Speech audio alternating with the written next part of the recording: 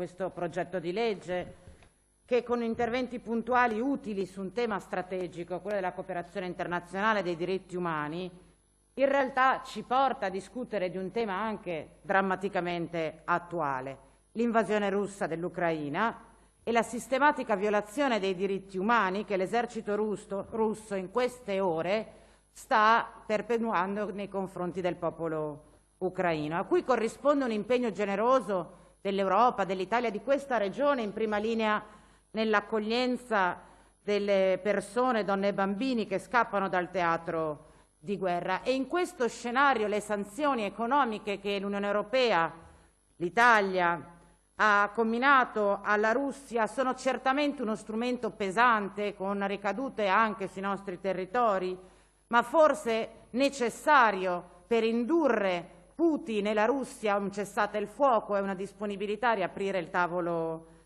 diplomatico. E questo è il giudizio non mio, ma quello di questo Consiglio regionale, che poche settimane fa, in una discussione non scontata, devo dire, ha condiviso rispetto a ciò che sta accadendo nel mondo. Ed è oggettivo, capogruppo Villanova, senza voler essere pretestuosi, che la maturità che questo Consiglio regionale, a mio giudizio, ha dimostrato votando all'unanimità quella risoluzione è in qualche modo in contrasto con quella medesima, con l'altra risoluzione votata solo pochi anni fa.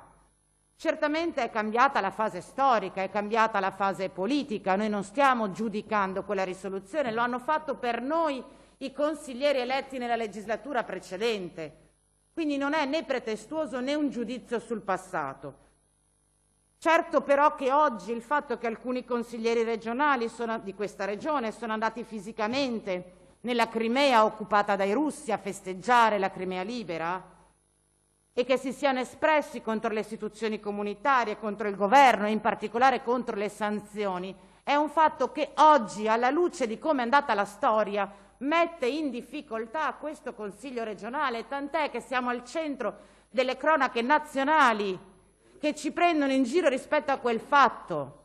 Quindi non è la discussione del 2006, non è rimettere indietro le lancette dell'orologio, purtroppo o per fortuna non ne abbiamo la possibilità, ma prendere atto che il clima politico è cambiato, nazionale e internazionale, e che quella risoluzione rimane oggi un vulnus di questo Consiglio regionale. Ed è un fatto grave, consigliere Valdegamberi, perché la validità o meno del principio dell'autodeterminazione o il giudizio della storia, come lei lo ha chiamato, non lo può dare lei, consigliere regionale. Lo danno, infatti, le istituzioni internazionali di cui facciamo parte, ed ecco il vulnus di quella risoluzione, non la posizione in sé, ma il fatto che sia stato in contrapposizione a ciò che il mondo diceva in quel momento. Io penso dunque, capogruppo Villanova, che oggi i contenuti di quella risoluzione sono incompatibili.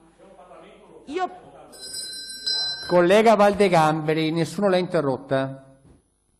I contenuti di quella risoluzione siano incompatibili con lo scenario di oggi e che il peso e l'importanza dei danni economici, consigliere Valdegamberi, non può essere collega Camani, la invito a chiudere senza interloquire con Valdegamberi. Grazie. Del rispetto dei diritti umani. E quindi, concludendo, chiediamo, seppur tardivamente, di prendere le distanze da quella risoluzione alla luce dei cambiamenti della stagione. Grazie, collega Camani. Guardi, sono stata interrotta e sto tenendo il tempo collega Camani. del capogruppo Villanova, e riprendere dunque insieme le finalità e la comunione di intenti della risoluzione approvata pochi giorni fa.